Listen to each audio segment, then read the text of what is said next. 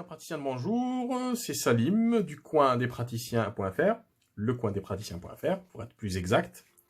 Alors aujourd'hui, je voulais vous parler de celles qui sont, donc si vous écoutez ma vidéo, c'est que vous êtes sur Instagram et que vous avez probablement un site, un Facebook, un compte Facebook au minimum, au bas mot.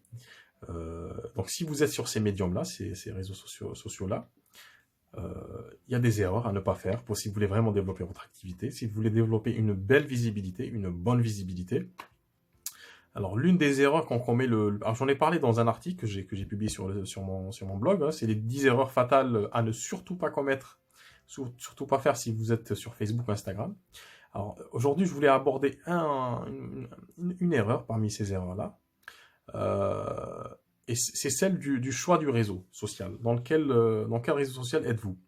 Alors, quand on commence, alors on écoute les gens et on se dit le troupeau va dans cette direction, donc il faut y aller. Donc on suit, on se dit voilà, je suis installé en tant que praticien, je dois avoir un. Alors c'est ça qui pose problème, c'est le mot je dois.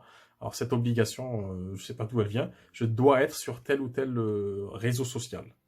Alors, il n'y a pas d'obligation. Le plus important, c'est que et ça j'en parle dans quasiment toutes mes vidéos parce que c'est super important, c'est hyper important, c'est que si vous avez si vous avez en tant que praticien un positionnement clair, si vous savez qui vous êtes, qu'est-ce que vous faites et quelle est la réponse thérapeutique ou d'accompagnement que vous offrez, que vous affichez donc auprès de votre audience, si vous êtes vraiment sûr de ça, maintenant ce que vous allez faire, et c'est peut-être quelque chose qu'on ne vous dit pas, c'est qu'il faut tester. Pourquoi il faut tester? Parce que Facebook, Instagram, LinkedIn et tout le reste ne sont que des outils. La stratégie, on va dire, n'a pas forcément vocation à changer régulièrement. Par contre, les outils, oui. Alors, la différence entre tactique, action et stratégie, en fait, c'est que votre objectif, si on doit prendre une métaphore, c'est que si vous devez vous rendre dans un endroit, disons que vous êtes capitaine de bateau et que vous devez vous rendre d'un point A vers un point B, l'objectif c'est d'atteindre le point B. Pour atteindre le point B, il faut donc naviguer et vous allez avoir des vents contraires. Donc vous allez être dévié légèrement de votre trajectoire et ce que vous allez faire, c'est que par de petites manœuvres, vous allez rectifier votre trajectoire. Donc si vous êtes sur une trajectoire et que vous chavirez sur la gauche, vous allez faire vous allez rectifier votre trajectoire et toutes ces petites actions de rectification de trajectoire vont vous amener à votre destination. Et à aucun moment vous vous dites je pars sur la gauche, c'est pas grave, c'est comme ça, je dois partir sur la gauche. Non, vous rectifiez pour ne pas trop vous éloigner de votre objectif. Donc les réseaux sociaux, c'est exactement la même chose. Votre objectif, c'est d'être visible et d'avoir une bonne visibilité, bien maîtrisée, comme vous le souhaitez, et c'est une visibilité qui est au service de votre objectif, d'accord? On ne va pas sur les réseaux sociaux juste comme ça, parce que tout le monde doit y être. On y va parce qu'on a un objectif. Et donc, quand vous êtes sur ce réseau social-là, pour savoir, parce que c'est une question qui revient souvent, pour savoir quel est le réseau social qui marche le mieux, il n'y a pas de réponse en fait. La meilleure réponse que vous avez, c'est que ce que je vous donne, hein, moi-même personnellement, c'est de tester. C'est de tester plusieurs réseaux sociaux et de voir quels sont les réseaux sociaux qui répondent le plus, où il y a le plus d'interaction, où vous avez le plus de possibilités, de visibilité, plus de retours. Et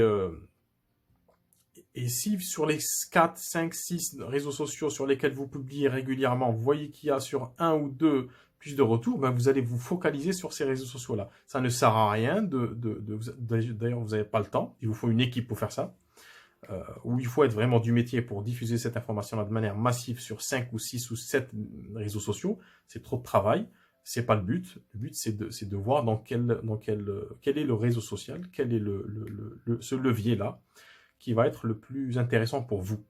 Plus intéressant pour vous pour parler de votre métier, pour toucher les gens, pour leur apporter déjà de l'aide avant même qu'ils viennent en cabinet.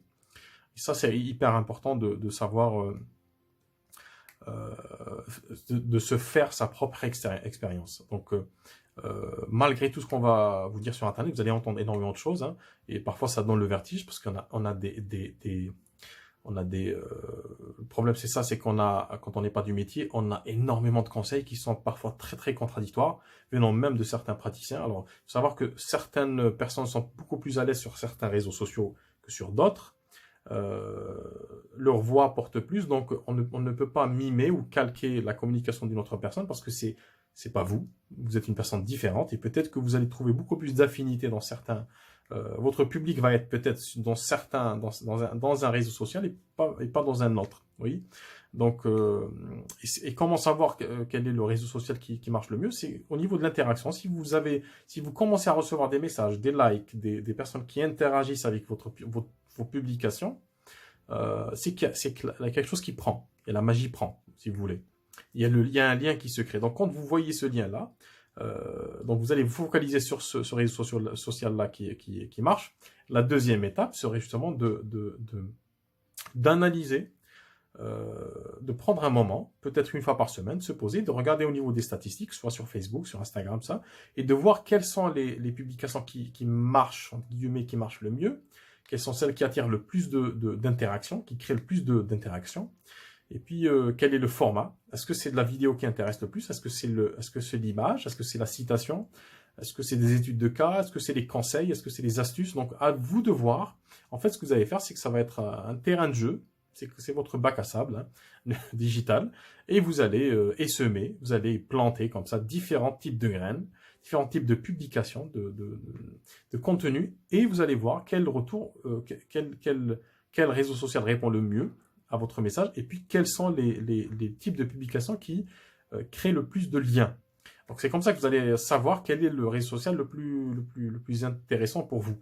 Donc la question sur quel réseau social doit-on être quand on est praticien ou thérapeute, la question c'est à vous de le savoir, c'est à vous de tester.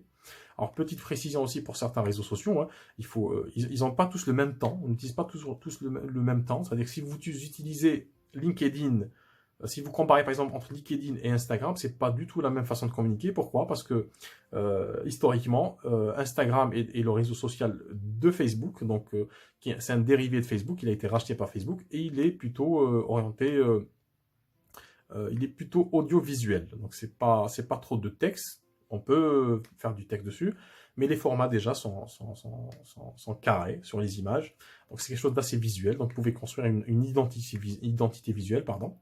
LinkedIn est plutôt, c'est du B2B, business to business, c'est-à-dire que vous êtes dans un réseau social de professionnels, donc c'est pas du tout les mêmes objectifs, les mêmes usages. Vous pouvez en tant que professionnel avoir ces deux objectifs, hein. Rien ne vous empêche de développer votre clientèle particulière et aussi de travailler en collaboration avec d'autres professionnels. L'un n'empêche pas l'autre, mais la façon de communiquer sur ces réseaux sociaux-là, il faut avant de peut-être, vous pouvez vous inscrire et puis prendre du temps pour regarder comment les gens